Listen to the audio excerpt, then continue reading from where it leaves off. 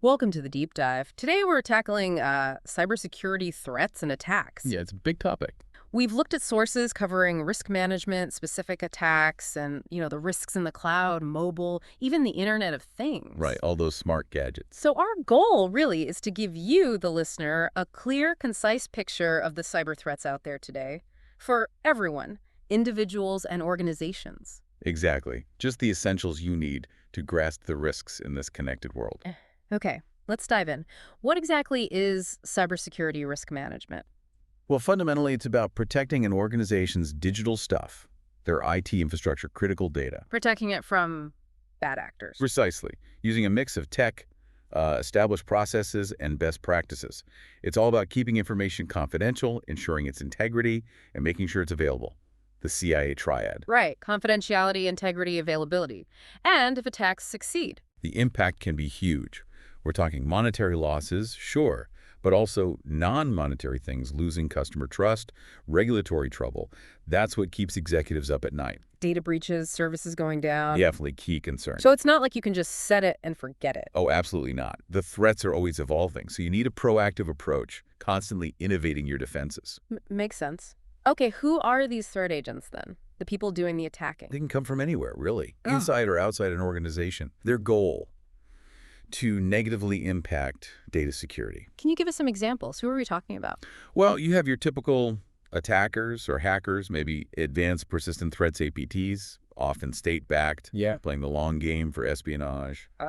Then there are adversaries, maybe competitors, government actors stealing intellectual property, hacktivists with a political message. And insiders too? Yeah, unfortunately, employees, either malicious or maybe just careless or someone who infiltrated, and then just general external threats from outside. Got it.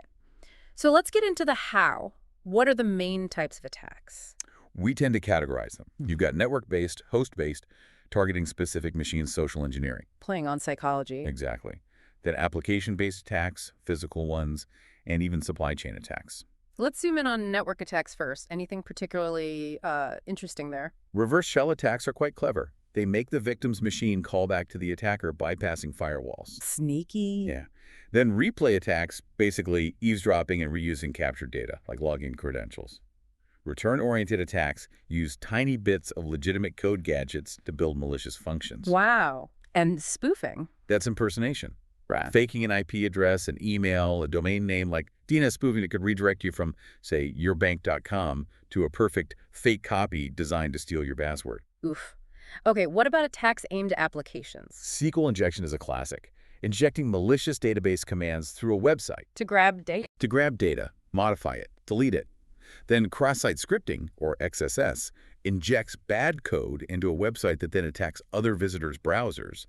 And mobile code, like viruses, spreading and infecting systems. And host-based, that's attacking my actual computer. Right. Keystroke logging is a prime example, secretly recording everything you type to steal passwords, credit card numbers, you name it. And social engineering relies on tricking people. Exactly. Business email compromise, BEC, or whaling, if it targets execs, aims to trick someone into wiring money or giving up sensitive info. Like those fake CEO emails. Precisely. Catfishing is another fake online personas for manipulation, often financial.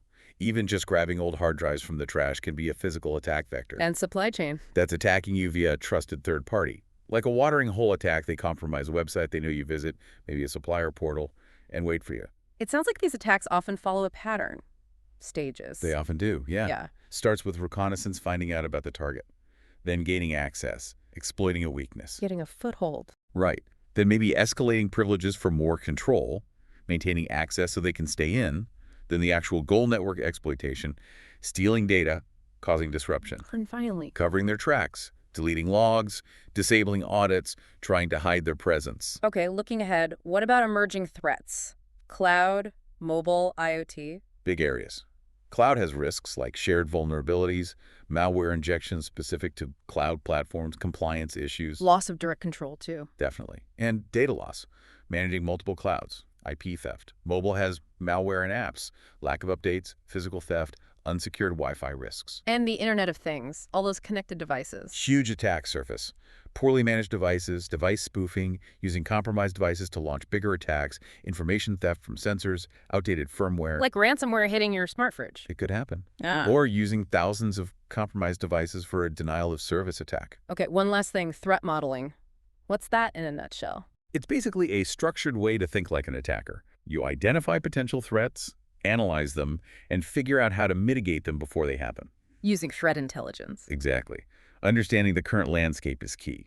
Methodologies like Stride or PASTA help organizations do this systematically. So the big takeaway here seems to be, this landscape is massive, it's complex, and it's always, always changing. Absolutely. Vigilance and just understanding the sheer variety of threats and methods is crucial. It really makes you think, doesn't it?